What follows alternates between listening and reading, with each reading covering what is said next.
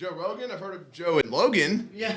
You know? Joe Logan. The Joe Logan experience. That'd be fucked up. I wish I was. JLE. I wish I was recording that. And we just both have the same picture he does. We're just like, but it's just me and Logan next to each other. He's gonna be like, who the fuck are you? Stop. Yeah, I'm gonna need you to take that. I get it. Hey, prove it. I'm signing the contract with YouTube, bro. You can have Spotify. He said, Joe Rogan? Joe and Logan? Is that who you're talking about? Joe Rogan, never heard of her. And also my Bloody Thumb, brought to you by my Ghost Can. Sponsor our podcast. All right. I'm kind of angling now because it's going to be a lot of turning and whatnot. Yeah. Good for my neck. All right, well, whenever you're ready, I'm good to go. Kipp, are you ready? No. You nervous? Yeah.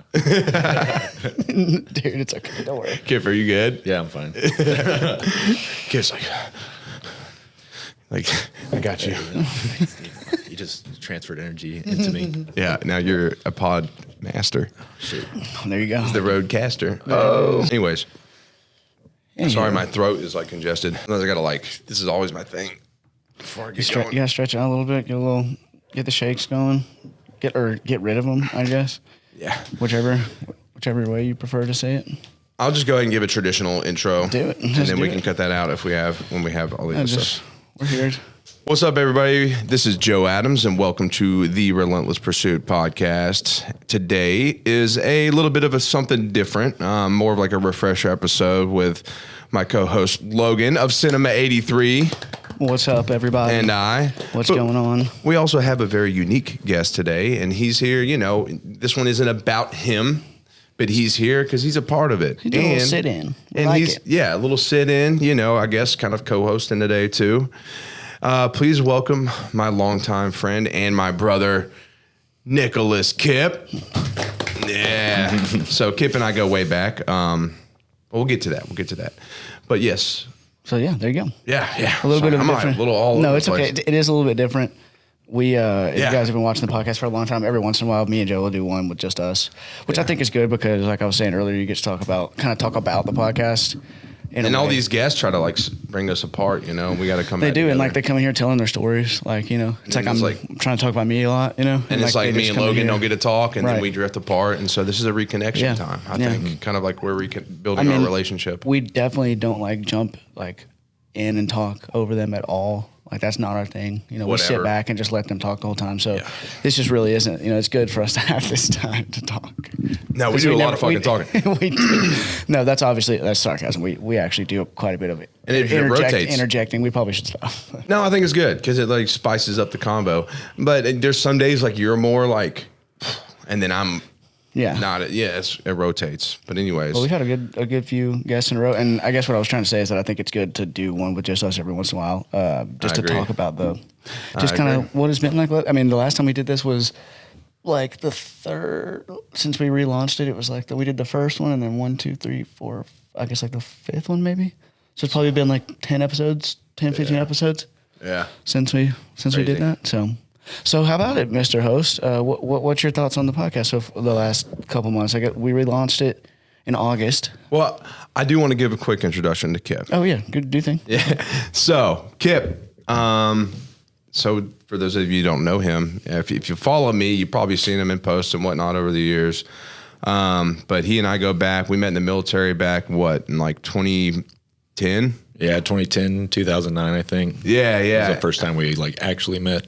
Yeah, the first time we met, we're working Bayo or something on base. Not gonna go into military detail. Joe. Yeah, military Joe, and then we're I don't know. He always he was from Texas, so he was dressed like a cowboy, and so I was dude, I've been wanting some boots. You wear boots a lot you're from Texas. You want to go with me to the boot stores? Our first time hanging out was going to get me boots. It was our first official date. Yeah, and so he just rode along, and then we became really close, dude. And it's crazy because just our paths have tied in more and more over the years. Obviously, we look similar. He said this today whenever I walked in. He goes, "Meet my twin." Yeah, I know. He said somebody rolled up into the gas station yesterday, like flagging me down, thinking I was Joe. Yeah, I was like, I don't know you, but cool. That's hilarious. They were confused as shit. I guess if you have the RP gear on and like you get out, and like I think I had the RP beanie at least, and I had a beanie on the other night, and like we had somebody that was just like, "What the hell?" Yeah, I could see it for sure. Yeah. Like if that were the case, especially if like you both had a beanie on, you were standing next to each other, and if you were turned to the side that like has those tattoos on it, you would not even. Well, I think we got we got very similar tattoo style. We dress very similar, blonde beards. Like, I mean, it was pretty Pretty close. Just overall handsome motherfuckers. Yeah, but, I mean, we are sexy, but no. But that's beside the point. Yeah. But that being said, like, yeah, we met back then, and we just became really close. You know, we were riding motorcycles together, and we've followed pretty much the exact same spiritual trajectory, and the interests have all been the same. Obviously, music, all that shit. So yeah, it's really cool to see like how things have changed from when we first met to where we were to a lot of growth for sure. Yeah. When he was dressing like a cowboy, I was wearing bedazzled shirts from fucking Buckle. I was a douche. I was going for you. I lived at the beach, and I was going to fucking tanning beds. Like, what the hell? Anyways, thought I was cool. Was not. But no, yeah, it's just crazy to see where we're at now. So it's a pleasure to have him, and he's visiting because he's going to Korea next year. Oh, he's going overseas for the first time in 14 years being in the Air Force. Yeah, that's through the military. Yep. You said, and today is your 14th. Yep. That's crazy. 14 years in the military today. Hey, how about a golf club round for that? Congratulations, dude. There we go. Dedication, man. My 6 was up. I was like, I'm fucking out, bro. Yeah, you deuced out real quick. Yeah, but you know, I admire you for like having that, being able to like do that for such a long time, because it is a demanding, you know, lifestyle for sure. Why have you stayed so long? What's that? Why have you stayed so long? I don't know. At first, I was just wanting to do the 6 and get out, but I think just as time went on, I just kind of steadily started enjoying my job, and every job kind of has its up and downs, but for the most part, I just liked what I was doing. And then next, you know, it was 8 years. Next, you know, it was 10 years. And I think once I reached my halfway point at 10, I was like, I'm just going to keep going. That's usually when people get screwed. Well, not screwed, but like when it's like once they hit 10 years, if they're still in, they're like, all right, might as well fucking stick it out. Why? What's that about? Because you're at your halfway mark and you've invested so much time already. Like, why waste all that time? Whenever 20 years you get full retirement. And plus, you kind of start seeing that light at the end of the tunnel, which is your pension. Yeah. So at 20 years is when you get full retirement. So in 6 years he'll get retirement pension. So it does make sense. You've already been in for 10 years, like. Yeah, and you're at your halfway point. You're like, well, what's another 10? You know, and honestly, well, now you're at 14. So you. Yeah, and honestly, there's just too many benefits to like not, you know, just to empty all that. The benefits are fucking solid. I mean, hell, I even reap them from just being a veteran. Like I got paid to go to college, which is a sweet deal. Free medical, even though it can, you know, sometimes not be the best medical, but it's still something. Dude, I mean, and it's still free. Yeah, and it's always been solid for me. And I'm taking 22 days of leave right now, and like I still got like 50 days of leave. So like that's 50 days of vacation for no reason. Whereas a lot of people they barely get like 2 weeks a year. Right. So like there's that as well, which is pretty nice. There's definitely some perks. That is true. And traveling. Obviously, I'm going to Korea, and then after that, I just got to follow on to Lake and Heath in England. So that's my next stop after that. So. Hell yeah. I just sucked at taking orders. Well, not necessarily, but I just got real tired of it. That was my thing. I just was like, I'm tired of fucking listening to people. I'm going to go do my thing.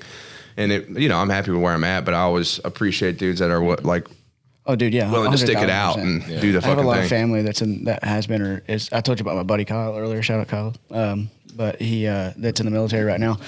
But my grandfather, my great grandfather, actually, a couple of summers ago, my mom's grandfather, so my great grandfather, he passed away, and he's actually at his funeral. He had, I don't know what the word is whenever you're like recognized for having served in a branch, but he had 3 branches that he was like commemorated for having served in. That's insane. That's pretty nuts. Yeah, is that not crazy? Yeah, and it was different back in the day too. You could probably just hop around, maybe. Yeah. I don't know. Because I know some people can like go from Air Force to Army, like blue to green, blue to green, and then Navy to Marines. But it's a lot harder. You have to get out and then go back in if you want to go to Marines. That's what it seemed like. And I don't remember. I wish I remembered exactly which ones they were, but I remember the person that was like there to do that thought that was like pretty exceptional. He's like, I don't think I've ever like seeing somebody with 3. But anyways, point being is that then my grandfather served in Vietnam, and then my uncle was always wanted to be a pilot, and he served and still works on planes now, but he never was actually a pilot. But I have a ton of respect just through my family for people who have served, and again, like you said, the people that do it, it's a sacrifice that I certainly couldn't make. So like I had, it's awesome. It's pretty cool, man. So you still bleeding over there? A little bit, man. Ghost. I opened your can, it cut my thumb open. I'm bleeding out. So we got valuable cargo in here. No lawsuits. I just need, y'all could sponsor the podcast. Yeah. So there's that. It's not. Go ahead and get a ghost. Cut your finger open. Come see me. But so there's my ad read. But that being said, so Kipp. But he's going overseas for the first time in 14 years. Yeah, that's awesome. Finally.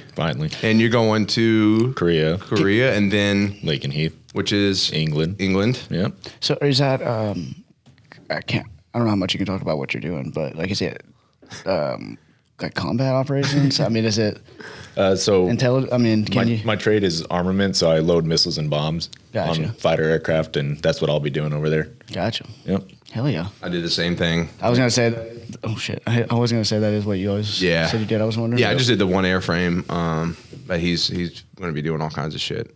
But that's dope. That's an cool. Interesting assignment, Korea. Yeah. And he goes to Europe, dude. You'll get to fucking see the world. And then by the time he gets back, he'll be ready to retire, which is pretty dope, actually. Yeah, that is. Because it'll be 4 years over there, and by the time I get back, it'll just be 2, and that's pretty much it. Yeah. So it works. So you'll be in England for the last 2? So a year in Korea and then 3 in England. Gotcha. Yeah. That's not. I mean, I don't who know knows? They might put you somewhere else in Europe, and you get a couple more years. Maybe, Possibly happen. We'll see what happens. Yeah. It was pretty crazy to do. My buddy Kyle was telling me doing the national security clearance. Fucking got called by I honestly don't even remember who it was. It may have been Homeland Security, but doing that interview was just crazy. They were asking me all kind of questions. Like they asked me about how he handles his finances and what his relationship with his wife is like, and I'm like, dude, I don't know. You're trying not to joke about it. You're like, yeah, dude, he's terrible. Yeah, exactly. I had to get that clearance too, to where you had to fill out. Man, I hated filling that paperwork out, dude. Somebody told me 2 funny stories that I had about that was that somebody told me that actually my uncle, he told me one of them where basically they called the guy's dad, who needed the clearance, and the guy was basically like, he's a piece of shit, don't give him an actual security clearance. He just straight up honesty at its finest. Back to other things though. Yeah, so I was asking you what are your thoughts on how the podcast has gone since we relaunched it in August, August, September, October, so we're 4 months in since we relaunched. We've had myself, Stevie, Will, Tyler, Roy, myself again, Landon, Charles, Whitney, Danny.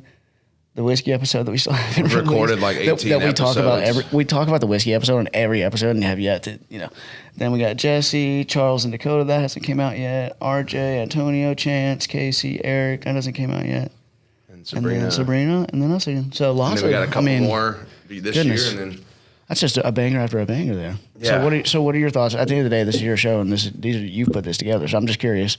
Step out of the interviewer role for a second. Be the interviewee. I think it's been really cool just to watch it. But honestly, I had this idea when it started, just we're going to hear inspirational stories and that's relentless pursuit stories. But it's honestly turned into something more than that, because we just talk about a lot of different shit. You get a lot of guests on here that tell some pretty crazy stories of their background, like Sabrina last what she came from.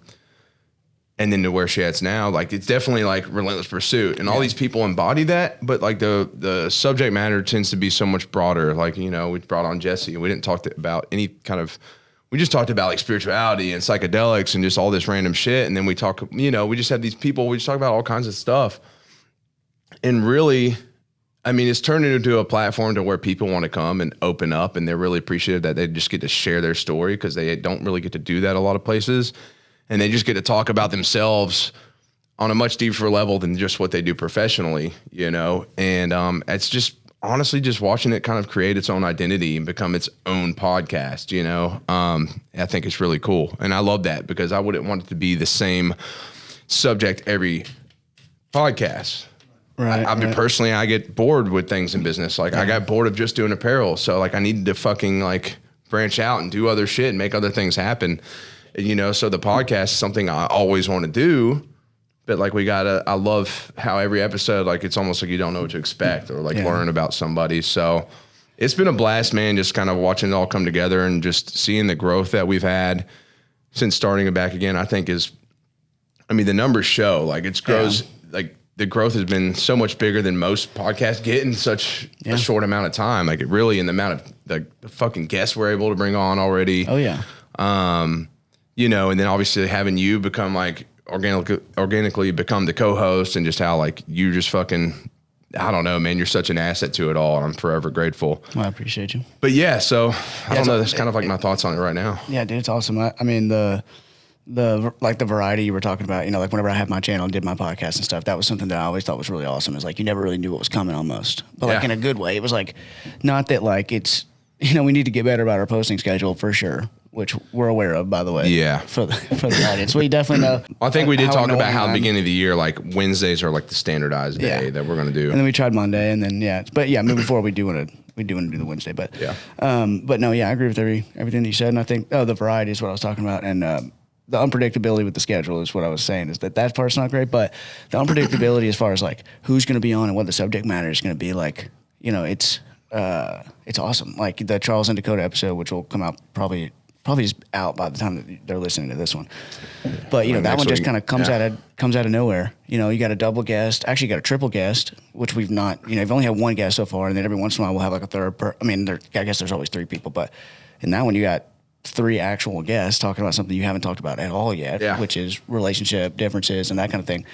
But then you'll have Jesse come in here talk about spirituality. You have, you know, it's just Eric talking about business and real estate. It's like, it's just all over the place, but in a good way. Like you're just providing value in so many different ways and still telling stories, you know. And again, like you said, every time I'm in here, even though I see it every time, like to really just, don't even have it filled up, obviously, just a couple rows, but just looking at those, each one of them, like I tell you every time, is like its own experience, its own unique conversation, its own value that's being brought, you know. And I think that it's really cool. And it's fucking phenomenal. Like, you know, because I had the office across in the room across, but we made that a massage therapy room. And then it's just kind of turned out to like, this is my office now. Cause, you know, obviously I needed like somewhere to sit and do emails and shit, but I love it because I just kind of like, in just creating this room has such cool energy in it, because just all the people that come in and bring this positivity in here, and it's just constantly flowing. And I got the window and I'm able to look at the pictures, and I'm just like, man, I don't know, just something to be really proud of. And another thing I think about too is that people are able to come on here and share their stories, but it's also a legacy. Like, you know, a lot of us, when we die, like eventually, you know, people are forgotten about unless you're a fucking hero or something like that. But I don't know, one thing I look about is like everybody that's on here and tells their story and like puts out some good shit, it's on the internet forever. So like anybody like 100 years from now can go to the Relentless Pursuit podcast and see all of our like dead asses and learn some shit though. Like maybe for some reason 100 years from now, like someone's like, holy shit, like have you heard this podcast? Like listen to these stories, and like it lives on. So to me, I think that's a really cool fucking thing. And it's it's kind of like a legacy project. It's like being an author and writing books. Yeah, 100%. Well, like Marcus Aurelius, you know, Meditations. Like you wouldn't think in a million years that would. You read that, right? Yeah. Oh, so good. It's a good book. I get chills thinking about it. I'm trying to read it right now, but I say trying to. I just need to sit down and read it. It's my current book that I need to be reading that I'm not reading. But one of the reasons, like Think and Grow Rich, we've talked about that a little bit before. Yeah.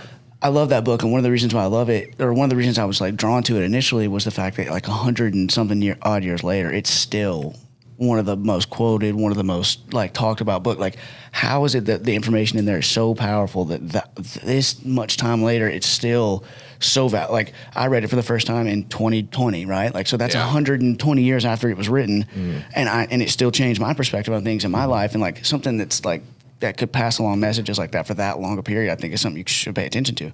So you look at Meditations, it's like, bro, that shit is thousands of years old. Like, dude, I've gifted that book to so many people too. I've probably gifted like 5 copies of it. Like, how in the fuck did that survive this long? Yeah. And it's because of the value that it brings, right? Yeah. And you know, I mean, that's what we're here for, just to get it on the deep level. But that's a deep way of thinking about, you know, this, like you said, with the Legacy Project. It's like, it is a legacy project because of the value that you're bringing and because of the value, you know, the stories that we're telling. Is like, whether it's now or 50 years from now, the lessons that are being and the principles that are being talked about here are timeless. Yeah. You know?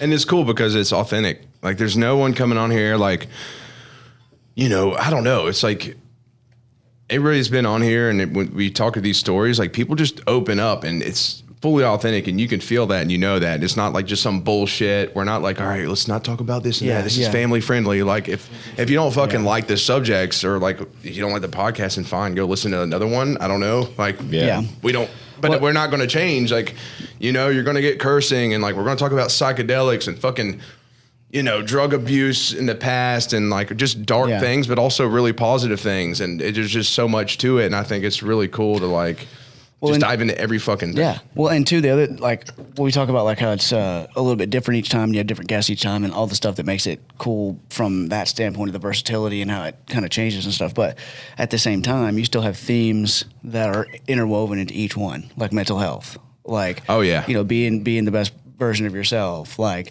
all these things that we talk about, we end up talking about them with each guest. And again, it's organic. Like, it's not like we came in here like, okay, just so you know, like we're going to tell your story, but the main theme that we're trying to hit on is X. I didn't know mental health would even be such a heavy subject matter, but it's tended to be like one of the main things of every episode we do. Yeah. And what's cool too about that in particular is like, you know, like, that became mental health in general is something that we seem to talk about with everybody, which is awesome.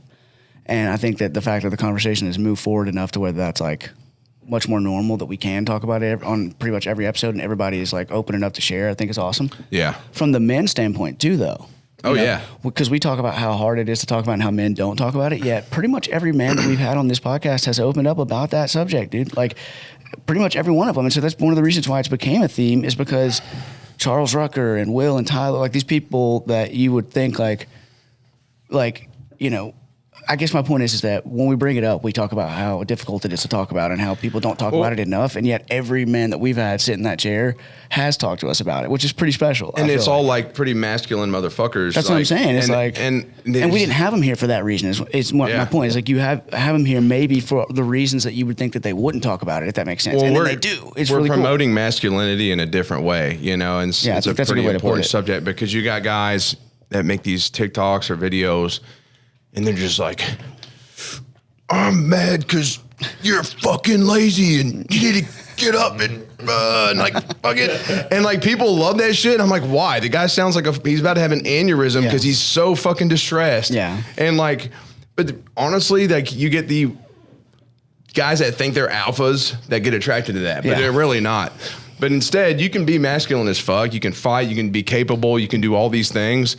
But you can also teach people how to be compassionate and talk about things and be vulnerable and share their feelings and share their stories. Yeah, you don't need to be a fucking crybaby. Like, there's a difference. But you can be an extremely well-rounded masculine figure.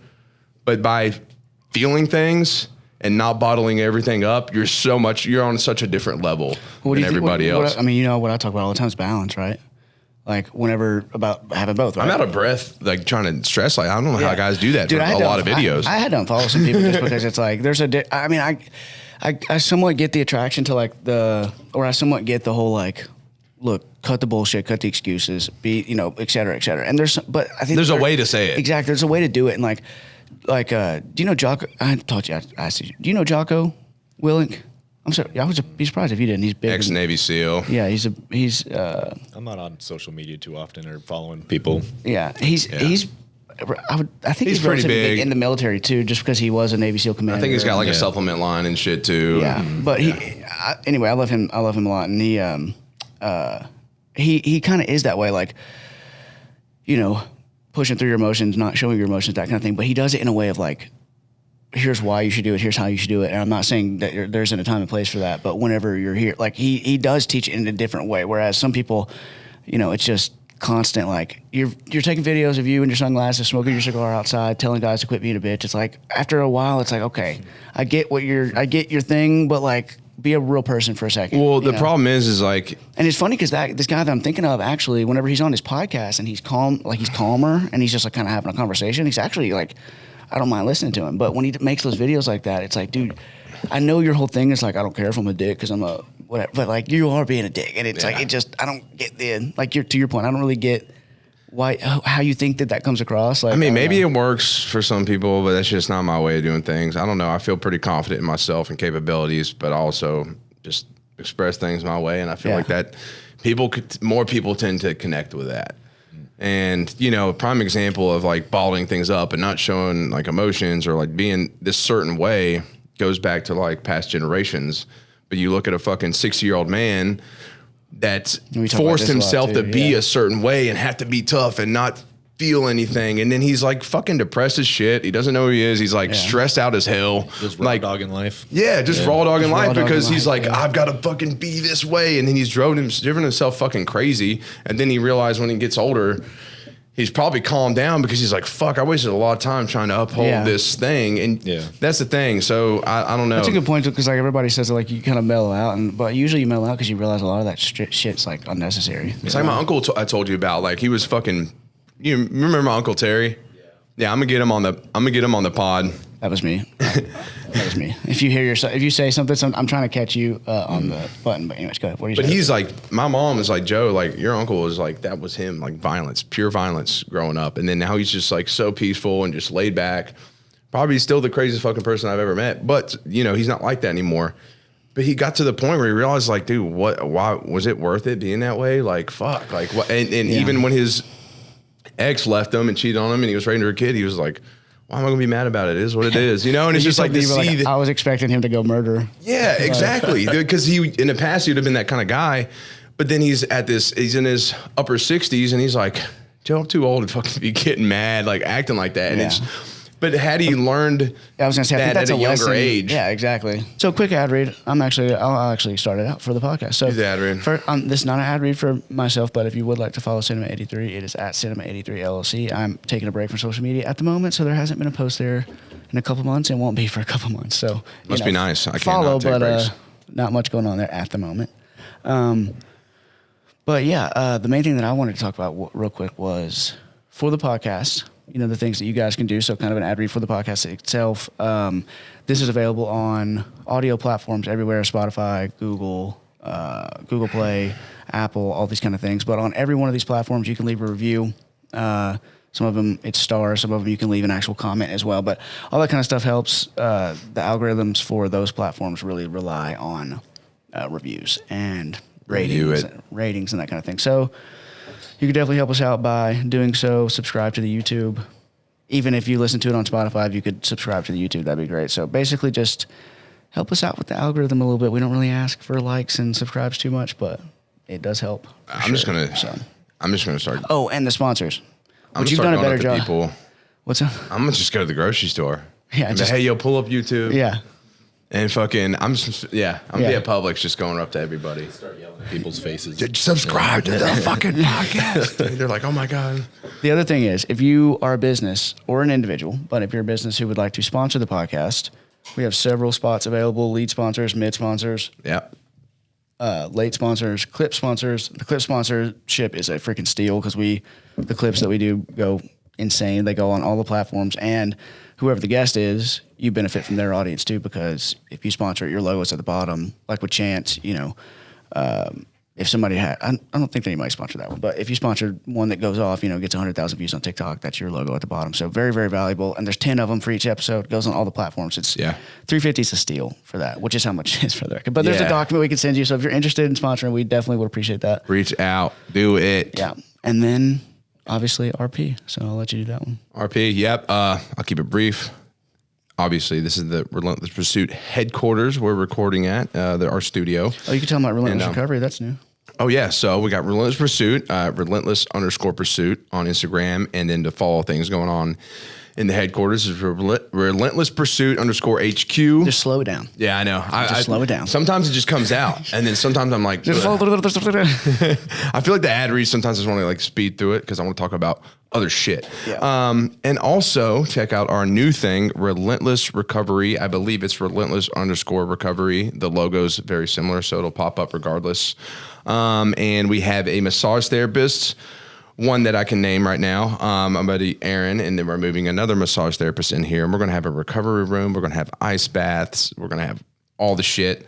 So that's a perk coming in here as far as like working with our trainers and whatnot. And we are looking for personal trainers. I only want a few.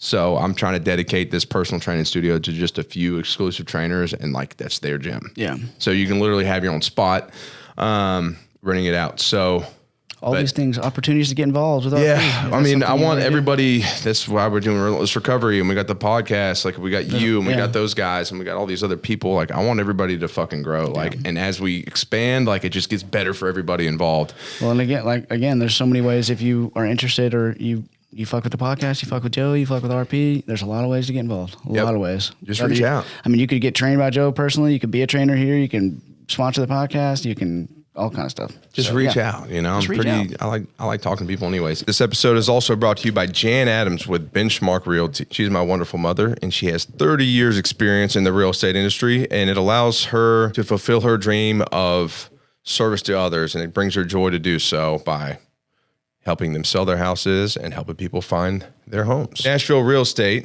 according to her, is still in high demand. Inventory is needed, and it is a good time to sell. This area is also one of the top areas for relocation in the country. Don't fall in the trap of renting America. That's what investors want you to do. Buy your own home, own your own home. It's going to benefit you in the long run, and you'll be much happier doing so other than forking out money to somebody else.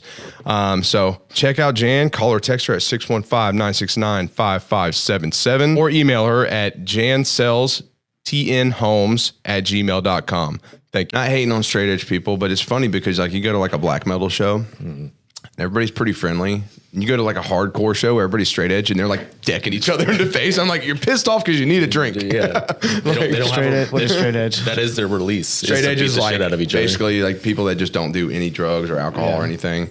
But there's like morons. Damn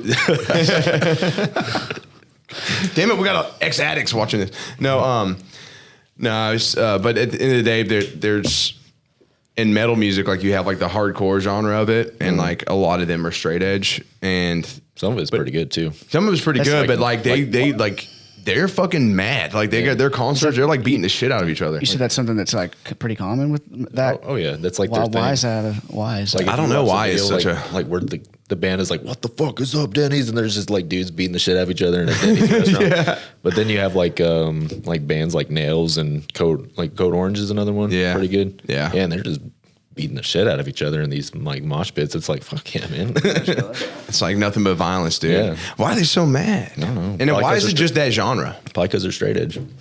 Yeah. Well, not all of them, but you know. I know if I'm on the edge, I drink some wine and I'm good. On the edge. So that helps. Yeah. Yeah, wine's probably pretty about as crazy as I get. Yeah, dude, it's insane. It's a lie. I mean, I go at it sometimes, you know. Yeah. Every once in a while. There's nothing wrong with that. Balance, baby. That's what I was talking about. Yin and yang. Well, I mean, dude, when I was in, that's what I was going to show you earlier when we were talking about balance. So when I was in Universal, I got a nice cheap little necklace, but I actually do like it a lot because it's a Celtic cross. And I didn't know this, but the Celtic cross is like the Irish yin and yang. So it basically represents the same thing as the yin and yang does, the balance of chaos and order, male and feminine, that kind of thing. But the circle in the middle, like that circle right there, is supposed to represent like the balance of all those things. So it's literally like the Irish version of the yin and yang sign, which I like that almost a lot. looks like a solar cross. Yes, it's much like a solar cross too, which ties in like basically all the seasons and like our pagan stuff. Basically looks just like that without the. I got one on my neck. Yeah. Oh. Very similar. I also meant to bring. Actually, damn it! I really wish, just for prop's sake, I went to Harry Potter World. Well, that's why I was there. I went to Universal Orlando. That was really fun for a couple of days. But I got a wand while I was there, and I swear to God, it has runes that are on your. Show me your hand real quick. There's one of them that's on there that looks. I kind of swore it was like. It actually looks like the one on your right ring finger, but there's another prong to it underneath the top prong. This. Like that one, but with another prong that goes like same side, but another. That. Oh wait, so it's two sides. Yeah, like two prongs right there. I think it's that. Fehu or Anzus. But there's a couple Anzus, yes. there. It's interesting. There's one in the back too that looks like it's like a line there and like a there and like a there. Witchcraft and paganism. Yeah, I don't know. But anyway, it was that part was pretty interesting.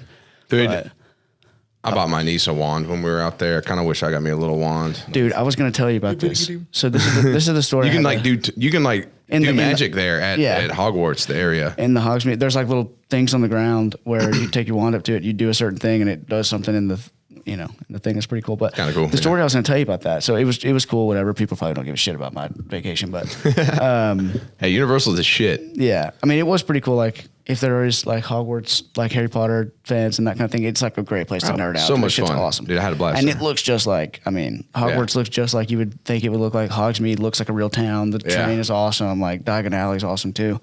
But actually, the area by Diagon Alley is really awesome because it's like looks like 1920 San Francisco, which is really cool.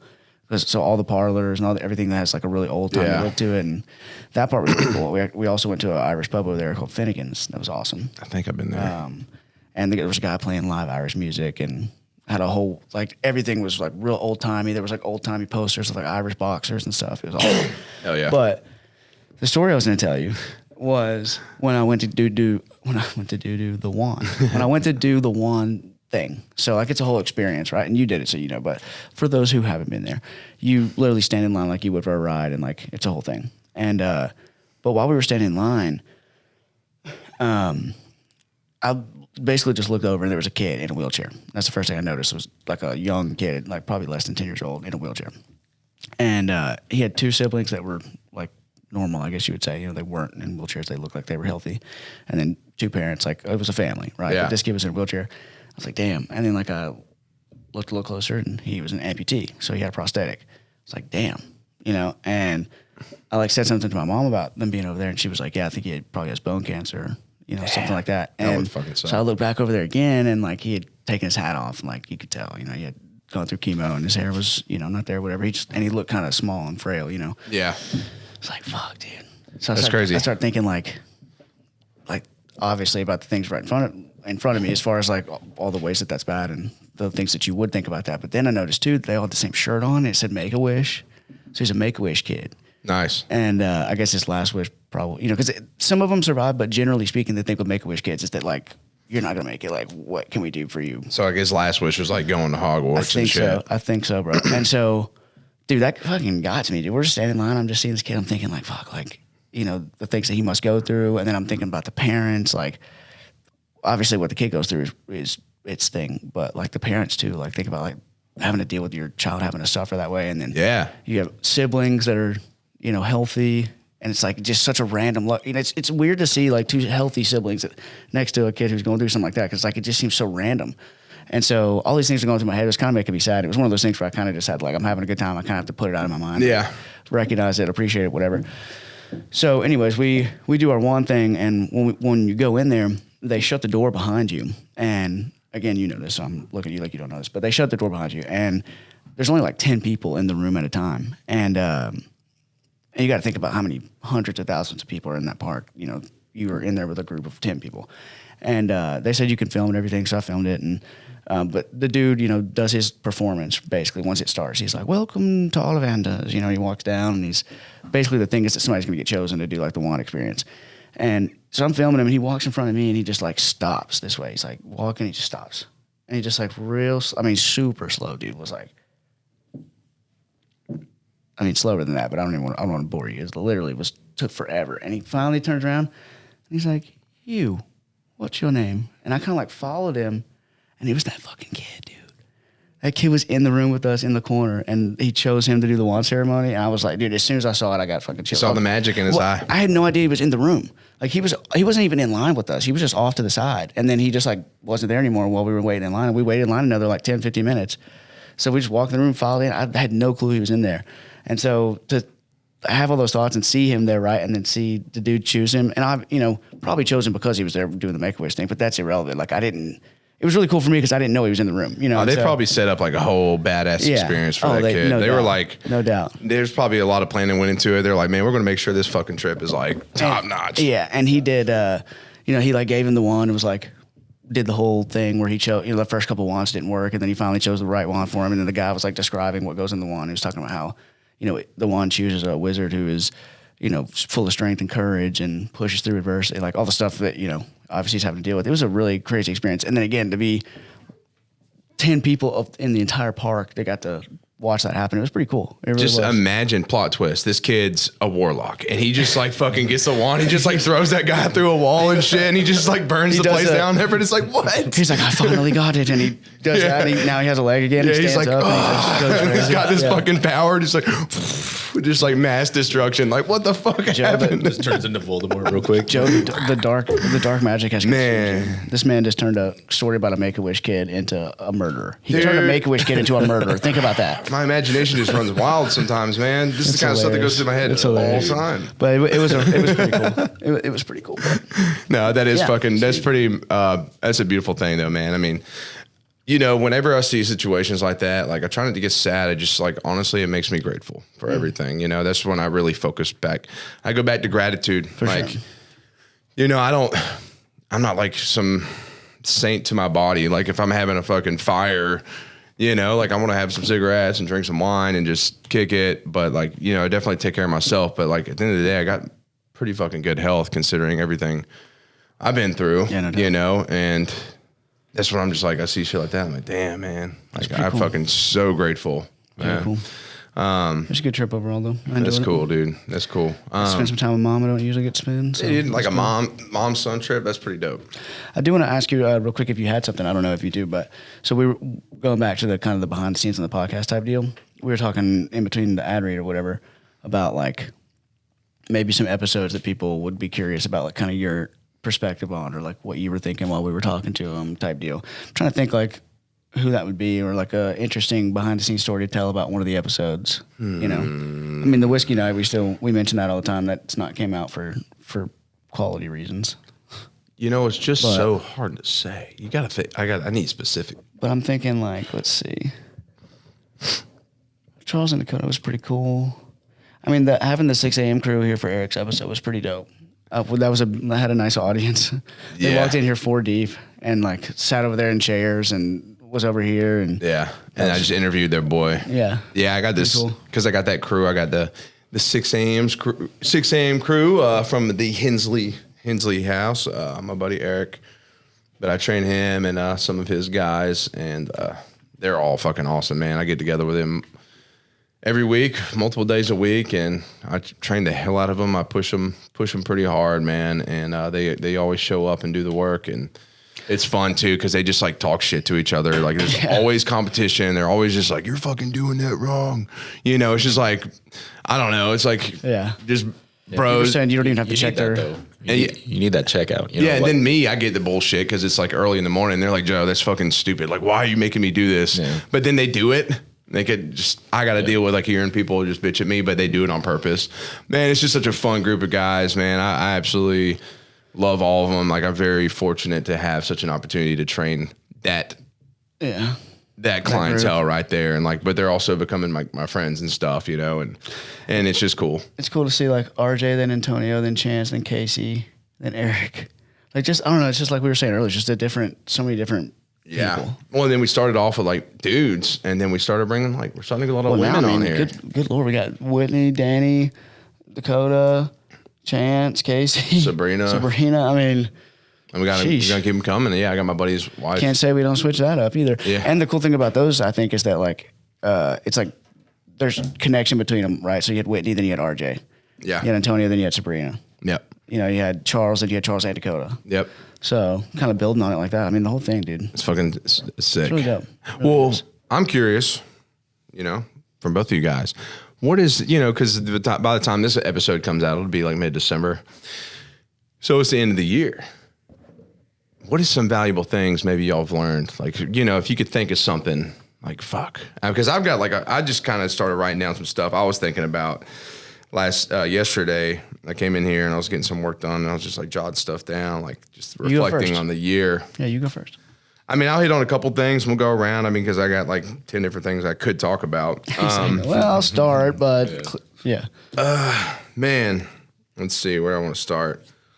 I wrote about this recently, but surrounding yourself with people of value. And, you know, I learned a hard lesson like by sponsoring athletes and, you know, just giving and giving and giving because I want to grow and I want the brand out there. And it's like, who can I fucking do this for and do this for and do this for and like have them just put it out there. And by forcing it, you end up kind of screwing yourself. But then I realized like there's just a lot of people that want to like that really love the message and want to be a part of things. They don't want anything from you except just to be a part of it. Like, hey, let's go to photo shoots. Let's tag along. I'd love to come tag along to an event. You don't pay them. Right. They don't expect that, but they just want to fucking show up and like support it. And you realize how valuable those kind of people are, and just like the people in your life and your friends that are organically supporting. And I think one big thing this year is just really like being able to figure out who's actually about it, like what people like really care about you. Because yeah, it sucks having to fucking cut strings with people that you thought were, you know, your best, like really close friends and that you loved a lot. But then you realize like, fuck, but like those people have been there all along. Mm-hmm. And yet I haven't shown them the amount of attention that I have like these people.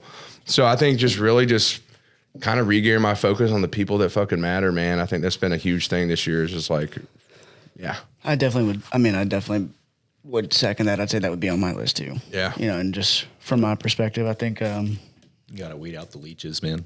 Weed out the leeches, man. But like, you got to have leeches to be able to recognize them too. Yeah. So it's like, oh, no doubt. It's part of growth. Like there's no matter how far I could have figured this out 20 years down the road, and they could have leached for 20 fucking years. But instead, you figured a couple years in, and it's like, fuck, that sucks. But you know, now I've got this awareness that I didn't really have before. Yeah. No, yeah. I would definitely second that. And from my perspective, I could say that like, I don't know how much I recognized it at the time, but I probably did. You know, I did a little bit, probably not as much now. But like over the last few years, dude, I definitely had a lot of people that I look at now.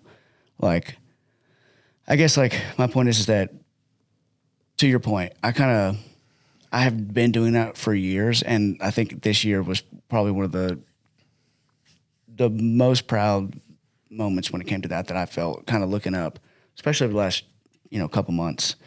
3-4 months in particular, and just being like, damn, all those people are gone. Yeah, like all those people that I've been like working like to get out of my life, they're for the most part they're gone. Yeah. And the like seeing the benefits that that's had in my life has been one thing, but one thing like you were talking about, like you have to kind of have to go through it to recognize it. Is you're still gonna have things that happen, and you're still gonna have people, family, or random people that cause you drama and trouble or whatever. But like with like I told you recently, I basically allowed a situation in that I shouldn't have allowed in, and I knew I shouldn't have allowed it in. Yeah. And then it went nuclear quicker even than I thought it would. And it just reminded me like how valuable it was to not have to deal with that. You know what I mean? Like, and I told you about that. I was like, it really was a moment for me to look back and be like, wow, I really like all the people I work with, all the people in my life. I really enjoy them. I really enjoy spending time with them. They're all, they're people that I respect and admire, and they respect and admire me. And seeing kind of being shown the other side to that, through a couple of different situations was like really reminded me how valuable that was, and maybe even made me realize more like that I had that even more than I realized that I had it. And it's just really important, dude. Well, now, like right now I can sit here and think about and like kind of analyze everybody around me that's involved with like RP or friends or whatever. And I can sit there and like honestly tell myself like, man, there's nobody I really second guess or question or I'm like iffy about, everybody around me like right now, I'm fucking stoked to have in my life and a part of everything. So, and whenever you've gone through like having people that aren't that way, you really begin to appreciate it. Yeah. And it's like a moment where you realize, oh shit, like that's like that feeling that I had through that was like, oh, that's how like it used to be all the time. And like I'm getting kind of triggered by this situation because I've worked really hard to get away from that shit. And so to your point, because I've had to do that, it's like now whenever I see it, I notice it very quickly and like cut it out very quickly. And that's a lesson to be learned, right? And I think, again, bouncing off the lesson overall that you said that you learning how important that is to spot that, cut it out immediately. So recognizing the people of value. And then sometimes people come around, like I straight up, like Jesse and I had a falling out at the beginning of the year, but I was also going through a lot of shit. I know he was. And I think just the combination of us both dealing with our shit and also being just really deep, like just weird individuals anyways. It just like kind of exploded, and we were kind of like, all right, fuck off for a little bit. And then, but now we're like super fucking close again. And like, it just honestly made our friendship better and like made us appreciate each other so much more. And so that's pretty cool, you know, because true friends do come back around. Well, you know? and even like the whole like cut them off thing, like really what we're talking about to say it more maturely is like boundaries, right? So like if you like set boundaries with somebody like Jesse, you know, who you respect and care about, and he sets boundaries with somebody like you who he respects, and like you have mutual respect and love and care for each other. Setting boundaries isn't a bad thing because he's going to respect your boundary, you're going to respect his boundary, and more than likely, which is what happened, you're going to come back to each other later on and be like, I understand why you set that boundary. I feel like you understand why I set mine. Yeah. And then you talk it out, and then, you know. So sometimes it's a full-on cutoff. Sometimes it's just even with people you care about, you just got to be like, look, you know, this is the thing, and you got to trust that, you know, the whole thing that you, like you said, you will be stronger for it. Yeah. And even if you don't talk for a little while, if it's somebody you really care about and you really feel that way about it, it's like, look, I got to do what I got to do right now. I know we'll be good eventually, but let's just have a little space, you know? Yeah. Sometimes it's a full on, like, that's fucking cancer. Let's go ahead and throw a grenade at it. get rid of it. Boom. Yeah. We're done. So, and that comes with experience too. Yep. Yeah. Of being able to, is this a temporary, he's going through it, I'm going through it. Hey, let's take a minute here, brother. Yeah. Like we're good.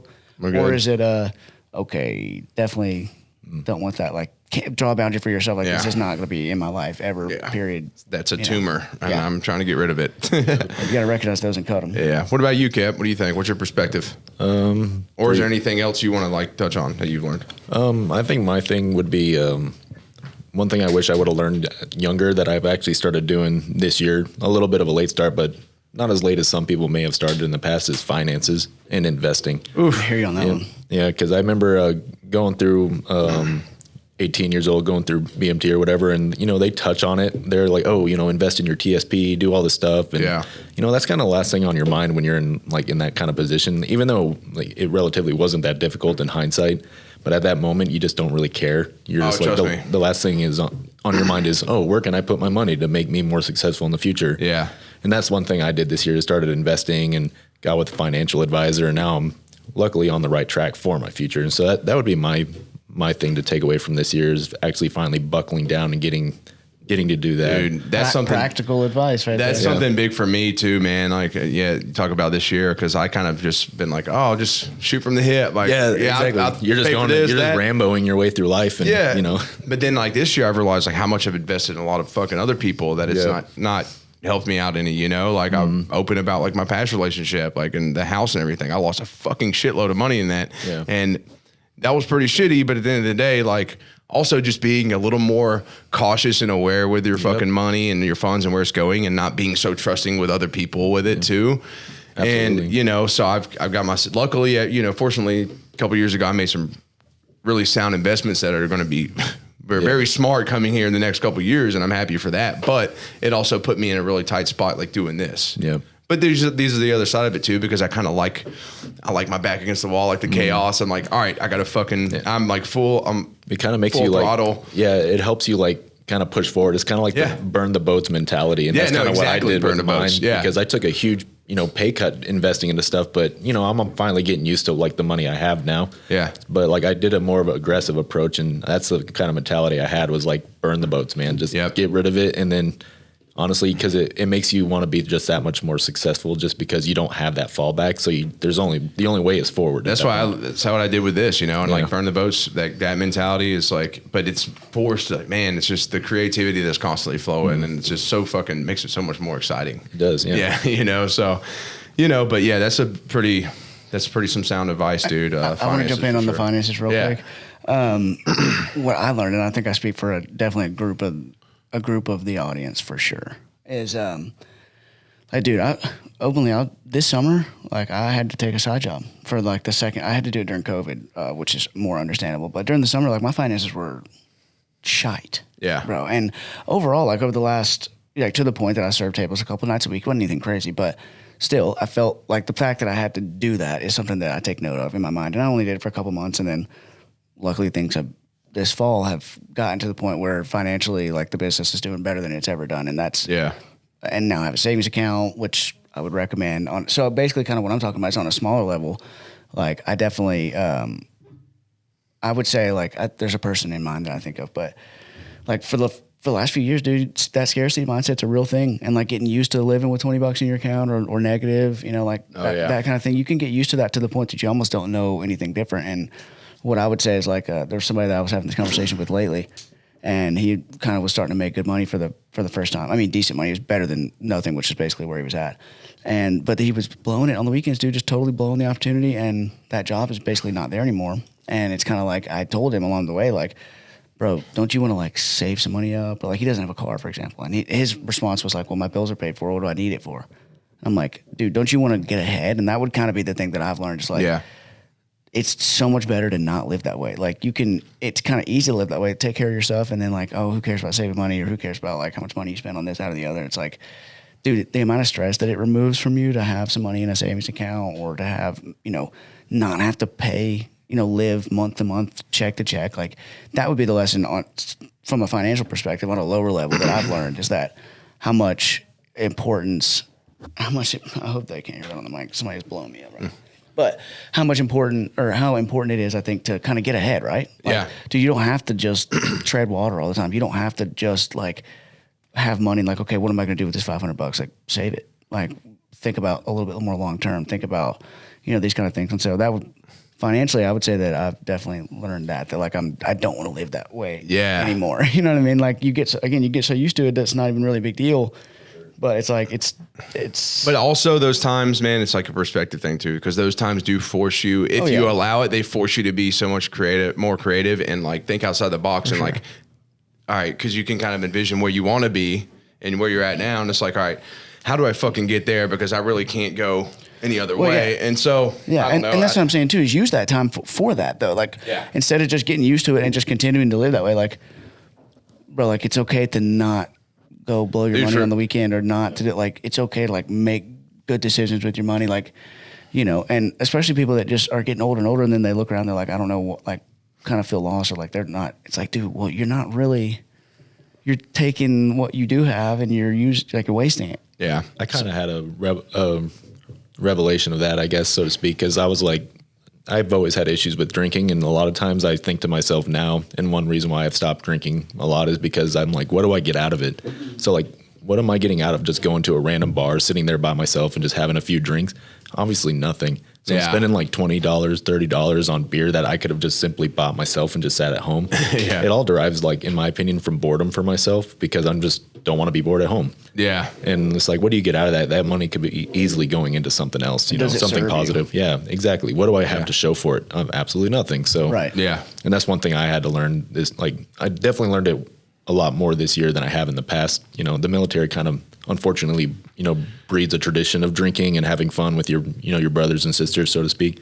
So it's like kind of instills it in you right at the get go. It's hard to break out of that. Yeah, and I still think you learned at like a relatively young age, because honestly, dude. Yeah, there's people out there at 40, 50, 60. No, probably majority of the population, I guarantee, never fucking learn. Yeah. Like, and that's, I hate to say it, but statistically, people probably they're learn to like why they drink, or just financial responsibility, or like saving and all that stuff. People just There's so many people that go their whole life just like, all right, I'm just go paycheck to paycheck till I die. It's also confusing. I mean, I will say that, like, some of the, like, I mean, that's why, like, something like Robinhood I think is pretty cool, because like you can just get on there and make. Now, of course, you need to invest. Oh, fuck that. In shit that you understand. I know you don't like. I lost way too much money in all fucking shit. Yeah, you're talking about what Robinhood did, or you're talking about like Bitcoin stuff? Bitcoin. Yeah, well, of course, that's a bit of it. I'm just saying that, like, investing in general is confusing. Like, how do I even get involved in that? And I think that those apps have lowered the barrier of entry, which is good. But some of it is confusing, is my point, especially like tax stuff. And like, that's something I'm dealing with, is I have my business was set up completely. Actually, I really need to talk to you about getting with your CPA. But. Yeah, well, I've got one. We'll talk about that. So that's but the Bitcoin and the crypto, man, that fucked me, dude. I'd listen to too many people be like invest in this coin, and I'm like, okay, hell yeah, boom, let's spend like fucking thousands of dollars here. Yeah. And then do you want to share numbers or no? No. Yeah. No, I'm like kind of like embarrassed by it. But I mean, it is what it fucking is. It's a learning lesson. Like, I'm just gonna but that also taught me, like, all right, avoid this shit. This, like, honestly, to me, dude, it's really like made up monopoly money in a way. It's just, like, this. like I'm going to invest in things that like are going to hold value, like real estate. Yeah. Oh, Right. yeah, the market might tank. It's always going to go back up, dude. It's a limited asset. Yep. I'm going to invest in things that I can fucking see and be hands on with. Right. Like fuck these coins. Plus, dude, I'm already have to be on my phone enough between all the social media accounts for the brand and whatnot. Like I don't want to sit there and be on like this all the time. Like that dude, because people that are really into those things are obsessive with their technology. And like, I fucking hate being on my phone as it is. So like, why would I want to put more time into it? But anyways. Yeah. If I had, I mean, it's hard for me to say because if I had the money, maybe I would have done it. But the thing that I probably lost tens of thousands, dude. I mean, you've told me the numbers. I know what the numbers are. But I didn't know if you wanted to, but I can't think of them top of my head, but all I was going to say is that that's the thing I never understood about it is like I don't understand where it gets its value from other than a bunch of people got together and decided it's this valuable. So basically my thought is like, so what if those people like decide it's not that valuable anymore? Yeah, I don't know. And that's kind of out of your hands, isn't it? And like, so Yeah. It's all a game. But you keep going. It's all a game. People just start worshiping sticks and rocks and it's like, oh great, this is a new value. It's like all that gold and money and like, it's like Well, so oh, we cool, got a thing of the Haree, like our currency is oyster shells. Yeah. Because we eat oysters all the time down there at Moot. Yeah. And like fucking, I remember Brett, like there was like a pile of oyster shells and he's like, what the hell? He's like, man, this one's worth at least 6,000, and that one's that's 25 right there. And like, Talking about dollars? yeah, like we have our own like currency within our tribe, and it's just oyster shells. Yeah, it's funny that he's like, that's 25 USD right there, baby. No, like 2,500. Like to us, it's like gold, but to everybody else is just fucking stupid oyster shells. But It's no, funny. I mean, we just look at it like, man, this is going to be our like when shit hits the fan, Oyster shells. we're just like fucking hey. I mean, to I'll some give degree, you 3 that oyster is- shells for that fucking gun. Or to some degree, that is all that money really is you just agreeing that it's worth that. But yeah, so we can get everybody convinced. At one point, someone saw gold and was like, "Man, that's gonna be worth a lot." Like some caveman was like, "Ooh." Yeah, like oh, he shiny. did. But funny. so and another thing too. So I've got a couple things. Where are we at time wise? Like an hour? yeah, we're a little over now. Okay, so we won't go too much longer. Also, audience, since we're doing a little behind the scenes, a little different pace here, I would love to know what you guys think about the longer episodes because the last probably 3 or 4 have been about 1:45 to 2 hours. Some of them have been even over 2 hours. So, which is fine. I mean, if everybody loves it, like keep it, like if they're like, yeah, sure, give us more. That's great. Yeah. But is an hour better? Is an hour and a half better? Like, would you prefer a little shorter? Or I try to like. I think it goes that long for good reasons, though. It's like because we're just talking, talking, and sometimes it takes a minute to build up, and then things get crazy. I mean, even today, Time and place for longer episodes. Oh yeah, we'll get like an hour in, and like it'll be great conversation, but then it's just like, and there's like, fuck, we got to talk like an hour more. Just snowballs. Yeah, the but good thing with like Chance, for example, is like it was kind of understood that it was going to be that way, and we mentioned it many times in the episode, like we're going to be all over the place. But yeah, like we talked about sometime, even today, I think like the 30-minute and hour mark, the 30-minute in particular, just rolled right by, and I was thinking, damn. Yeah, it's kind of crazy how haven't really talked about anything yet. But anyways, yeah, we'd love to know about that. But go ahead, we're good for a bit longer. You're talking about the lessons that you learned. This year? Honestly, one thing too is like just believing in myself, like having, like I don't lack. I'm a pretty confident individual. I have to be, but also like I also doubt. I've had an issue like doubting myself, and I think it's just past relationships and like stuff like that compile, and over time you like mentally like you doubt yourself because other people do. Well, they say those voices are all like I've heard before that you don't naturally doubt yourself. Like every time that comes in, it's somebody else's voice. Yeah. So if you can identify who said that to you, exactly. And that's one thing I've really reflected on because like here I am in this space and like I've got to make a lot of fucking decisions. And I ask other people, and it's good to have like mentors that like have been through it. But I even was asking people that haven't dealt with any fucking thing like this, or you should wait till this to do this. And then by listening to them, it fucked me. And I'm like, why the fucking listen to that idiot? Yeah. Like they have no insight on this specific thing, but I listened to him because I doubted myself so much. And Lydia just hit me with it. She's like, Joe, like you fucking do well when you just do what you want to do. Just go with what your thought is and fucking ride that out. And that's like when you do your best. She's like, fucking believe in yourself. And that's another thing this year I really had to hone in on is like just this self-belief. But I think I go at the beginning of the year going through like that hard shit and like dealing with therapy and stuff. I realized how much I've allowed external sources to fucking cause me to question myself so much. And And then now, like, I've just kind of like starting to like relinquish that and just really be like, you know what, fuck it. Like, I'm gonna make this call. We're rolling with it, dude. This is gonna happen, and just believing in myself and believing what I'm doing. At the end of the day, I know I'm doing the right thing. Yeah. You know, like, yeah, it's easy to get discouraged sometimes, and like, I'm not going to make all the best calls. I'm going to fuck up and order way too much inventory in my last order and be like, shit, I need to get rid of it so I can start fresh. But it's like learning processes. Either way, at the end of the day, I made the decision, but it's just like having that confidence to fucking believe in yourself, move forward, progress. If you fucking hit a wall, you just fucking bust through it, you know, it slows you down a little bit and just keep going forward. But so I think that's been a big thing for me too.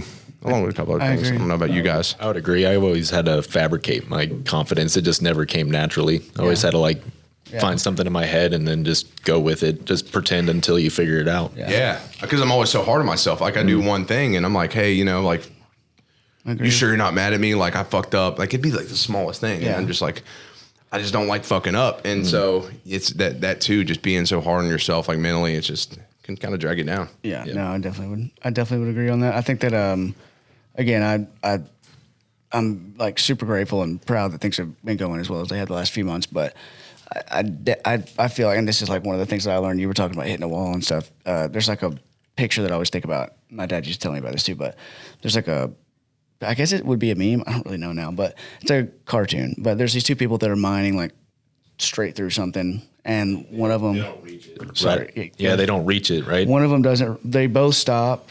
Or there's a thin line, right, and the diamond is on the other side, but one of them stops with like one hit left. Oh, yeah, I've seen around, that. And the other one does the one. He's more like, hit fuck, I'm and never stays getting a there. diamond. Yeah. Yeah, and I think that that's a big lesson in momentum. Yeah. In momentum, right? And like for me, and like with my business and like what I talked to you about before, like I feel like I just struck through that, you know, like literally like maybe 3-4 months ago, and so like I have a pretty fresh perspective on that, and I would say that I've definitely learned to believe in that lesson.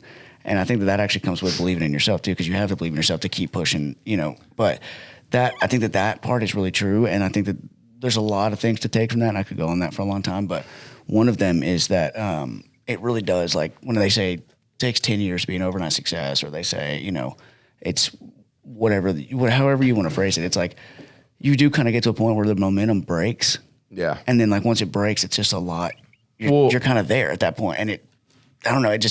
That lesson has been really interesting to learn in a good way. And I guess the reason I brought that up about confidence is that it definitely, though, over the last few years, and like regardless of what you're doing, whether it be something physical or training for whatever it is, or a business or whatever, like there's definitely times whenever you're working your way through there that's like, you know, like I said, literally this was maybe 6 months ago, I posted this on my story, and I posted it honestly like out of anger and frustration. Yeah. But I was like, dude, what people don't tell you about being a business owner is that it's what it's actually like is you get up in the morning, you have a good attitude, you come and get your teeth kicked in, and then you keep smiling. You still smiling? Teeth kicked in again, right? And then the next day you get up and you do that again, and then the next week you do that again, and then for a few months you do that again, and a lot of times you have jack shit to show for it. Yeah.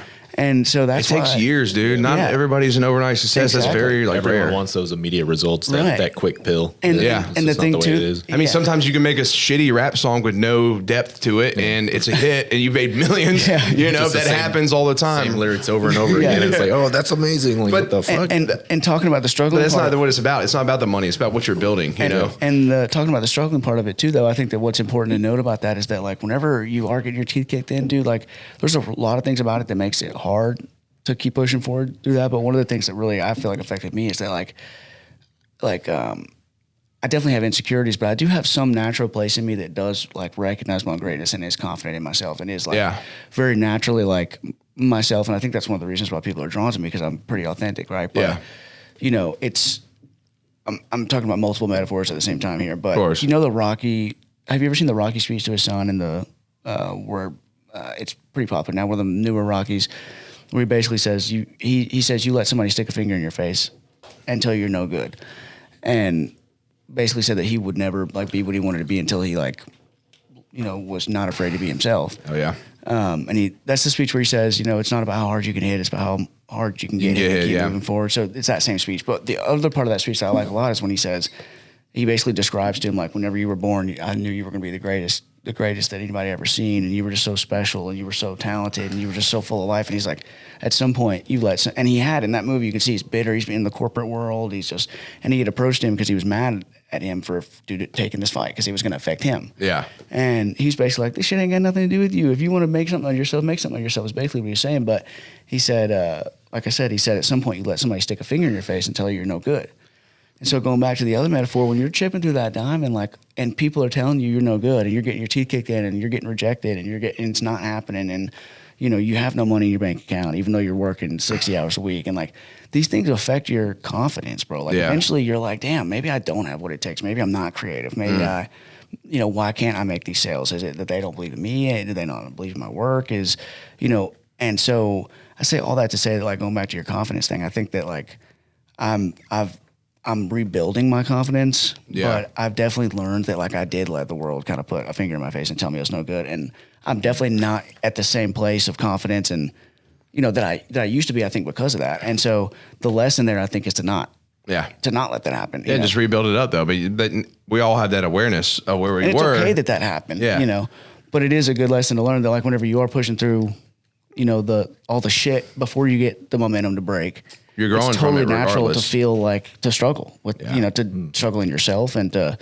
struggle financially but genuinely whatever it is, whether it's trying to be a streamer on 2K or an apparel brand or start a podcast or a business, just keep going. Just keep fucking going. It'll break eventually. That's what it is, man. It's that's the whole thing. I'm right there with you. Just keep on going because that's what we've been fucking doing here. Just going forward, I mean, hell, maybe the beginning of the year I had to take a water break. I was chipping away towards that diamond, but I was definitely fucking I need a nap. Yeah. Well, but I didn't walk away from it. Yeah, and then it just kept walk away from the chipping. Then then it was all right, let's start fucking hacking away at this shit. And then we've gotten a lot further than we have in a long time. Yeah. Well, I told you, how I feel. I love metaphors, as you know, but I told you that I feel I've climbed and climbed and climbed and climbed, and when my momentum broke over the last couple months, I'm at kind of a spot where I can go in the tent for a minute, take a night, get some water, metaphorically, I'm climbing a mountain, right? Yeah. So there's also a time for that too, but I would say, recognizing where you're at and just okay, that's what I'm doing over the next. I have a 12 week. I'm 6 weeks in where I'm just kind of chilling. I'm still working, but I'm just kind of appreciating where I'm at, being proud of it. But the main thing, and this is the last thing I'll say on this, is that it's not the creativity. It's not I think all of those things attribute to my success for sure.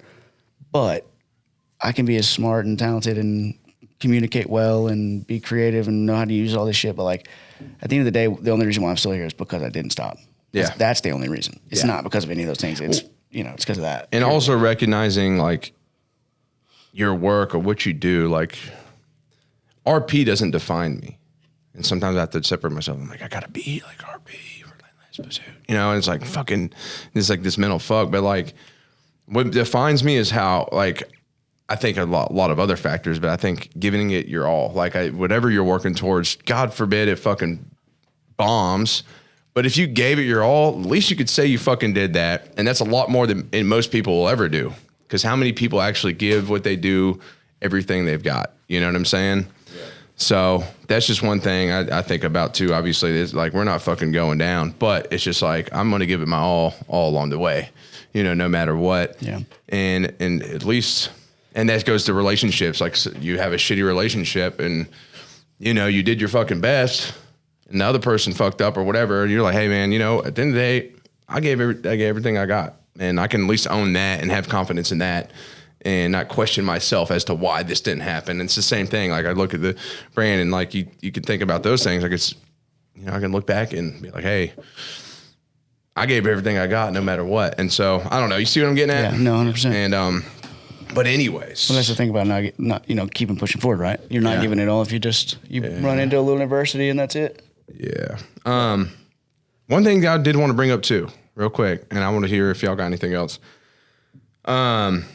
So life has moved fucking fast for me this year. This past year, I went through the end of last year and moved to Murfreesboro. Yeah, to think that was only the last 365 days, fucking pretty wild. And then next thing you know, I'm still fucking, I've owed them with my brothers. I've did some bare knuckle fights this year. I fucking moving forward. I met my girl. We got engaged 6 months later. We found out we were pregnant a month after that. I've got a little fucking girl on the way, but in the middle of this is like I'm building my business and I got this building this summer and like fucking that's moving forward super fast. And I'm like, holy fuck, like life is moving quick all around me, you know? And it's just like almost hard to keep up. It's insane. And it's not like time speeding up, which I think it is.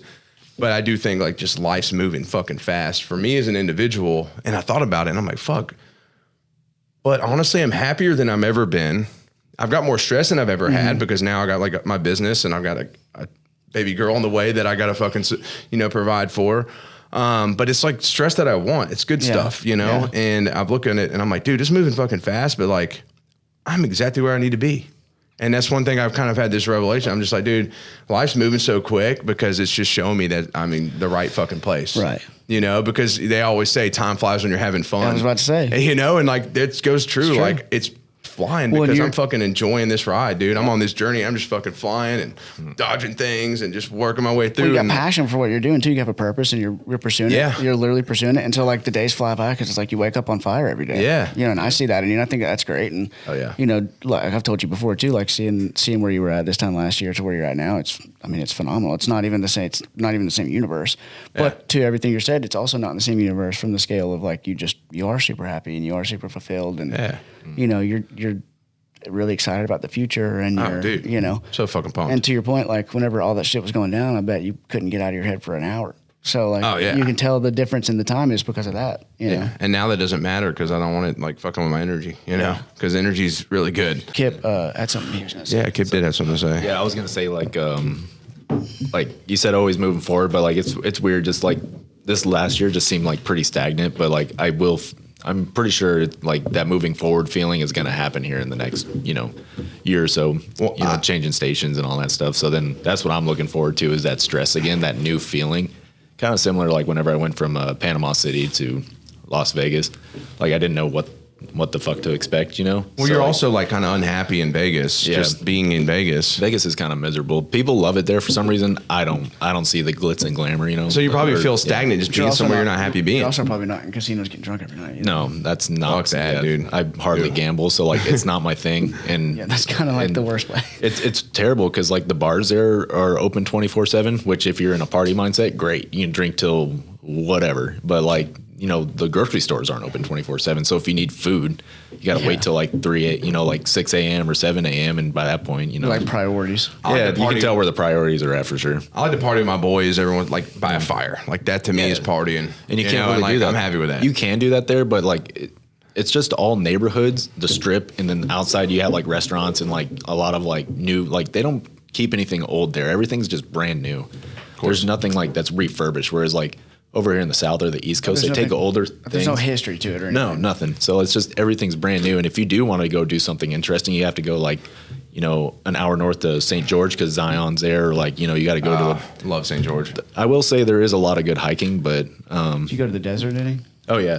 I did the extraterrestrial highway. Whenever I went there, that was pretty interesting. See a bunch of like Area 51 stuff, you know, so to speak. But stuff like that's cool. Mount Charleston's cool, but back on track. Like I think next year I'm ready for that stressor of like something new. I've always liked like being out of my comfort zone, like kind of being like a wanderer, so to speak. Well, this is your first time being like overseas ever, right? Oh yeah, for sure. Like out of the country. Yep. So that's pretty cool. And I know first time out of the country. That's crazy. Yeah. So I know you've been eager. You've been sharing it and told me for years. Like I'm ready to just get the fuck overseas, dude. And it's like finally happened. And I'm so stoked for you. Like I'm gonna miss you, but like. Dude, I know you've been waiting this opportunity. I'm stoked. I'm amped, man. I'm ready for it. And that time's going to fly, though, because you're going to be out there, like, experiencing new cultures and, like, the other side of the world, you know, for your last little bit in the military. So even on my mid-tour, I'm planning on going to Australia and New Zealand, which is totally brand new, too. Yeah. Which is going to be amazing.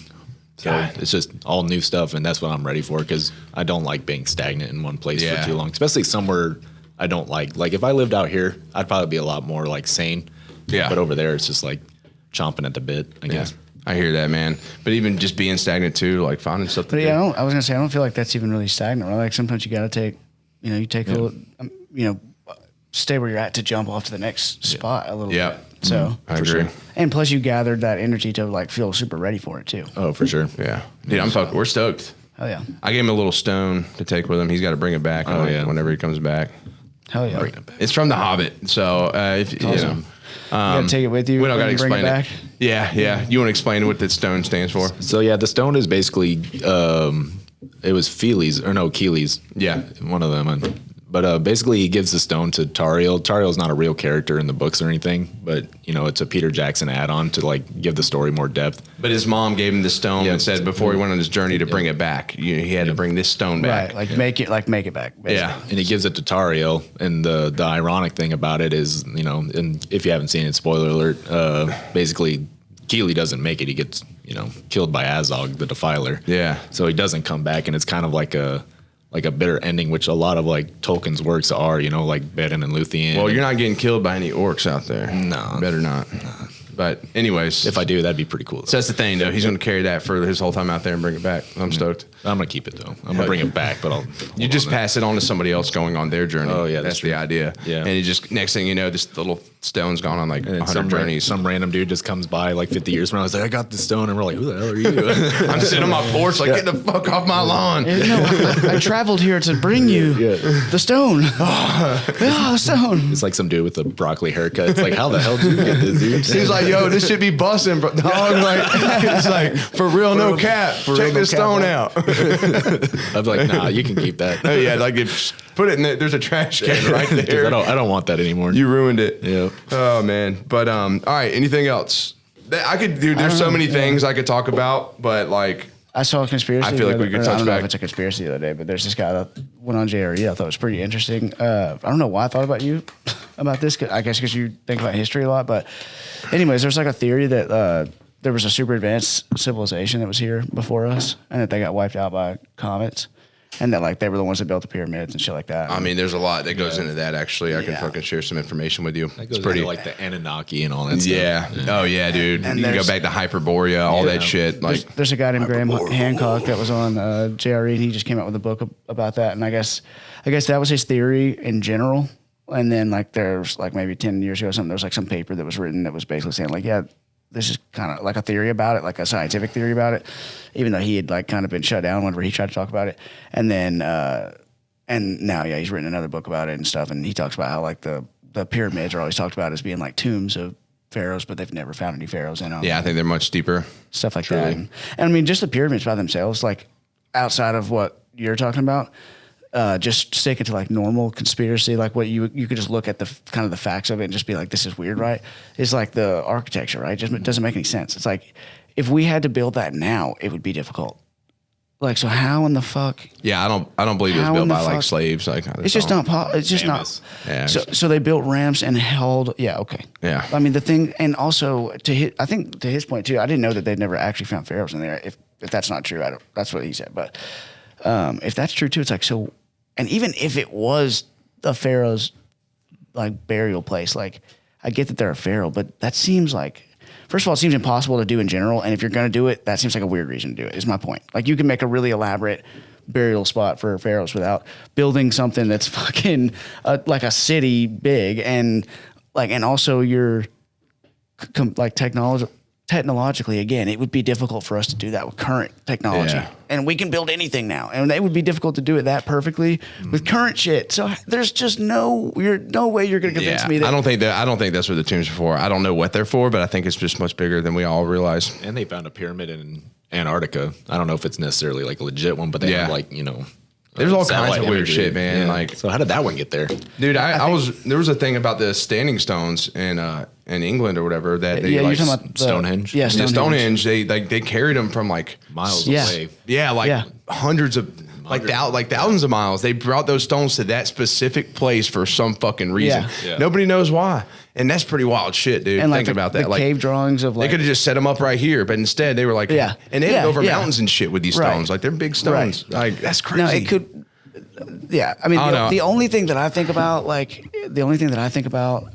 it comes to that, as far as like, a lot of that stuff is like, what? There had to have been a reason. There had to have been. Oh, yeah, without doubt. Imagine if somebody like found some of the shit that we have right now and be like, oh, I wonder what this mighty contraption was for. And it's like, oh yeah, they just. Yeah. and then they would do this. Yeah, it's just like- make up some weird reason. Yeah, but that's my point. Is like I wonder how much of it is like I'm trying to think. Like I saw an example the other day, and I was thinking like if somebody just found this, they'd probably be like, like, what was this wondrous item? And really, it was like something completely innocuous or like dumb. And I was thinking, like, I wonder, like, if those people that were back then, like, realized how much we were freaking out about stuff, they'd be like, yeah, no, it was actually just like, you know what I mean? They're like trolling us. They're like, dude, people are going to freak out about this one day. Exactly. I've always joked about, like, if I'm ever rich, just have like basically a, like, not a pyramid, but like a tomb that people have to go in to like, and I just have like this crazy casket, and there's like all my romance novels are lined up around the room. You know, they're like, who was this crazy celebrity, sex fiend, biker, like a sex warlock? And they're like, what the hell? Exactly. What was that? Pagan wolf lord. Hey, pagan wolf lord. But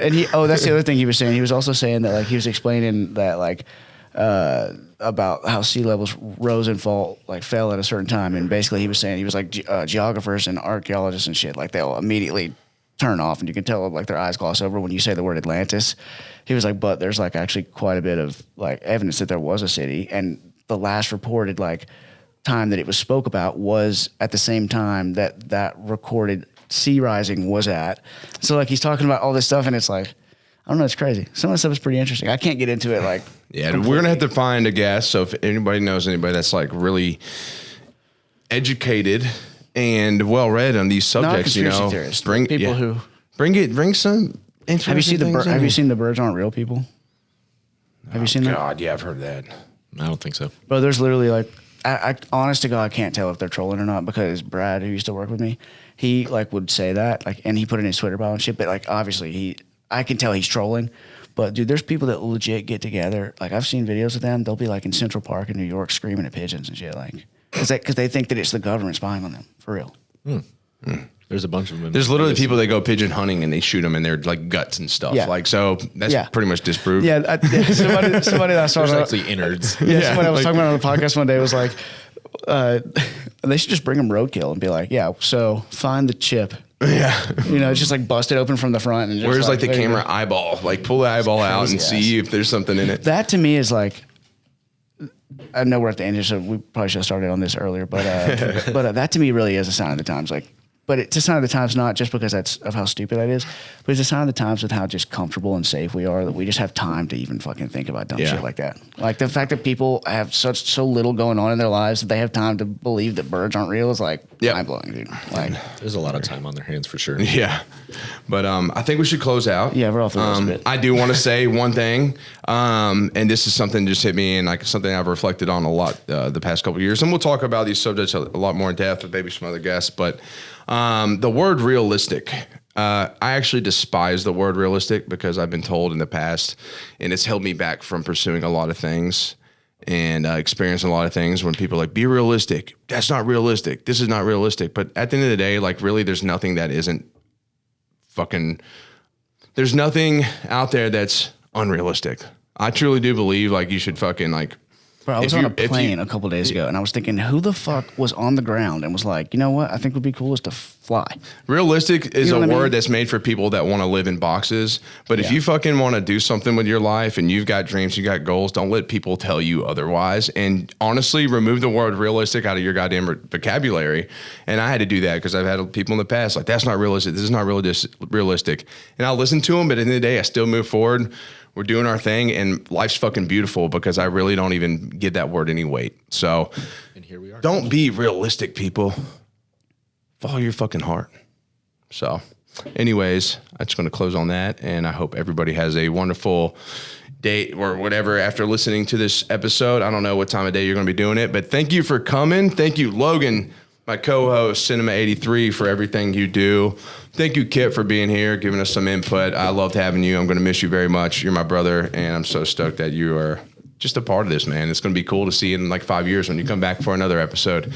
So, hell yeah. And yeah. Are you about to leave, like, to go to Korea, like April time frame. But this is like our we won't hangout see each time. other again? Yeah. Maybe, but if this is like... But you know for sure this time, yeah. Yeah, for sure. So, because he's got a lot of shit to do before. Yeah. But Well, yeah, we appreciate you. Yeah. Everybody go leave those ratings and subscribe to everything and all that stuff. And hope you like, if you like the boys only episode, I know Kipp was semi-guest today, but if you like the update on what's going on behind the podcast and stuff like that, leave us input on that, because I definitely think it'd be good to do every once in a while. yeah. Love you guys. Thank you for the support always. We're out. Good shit. We did it.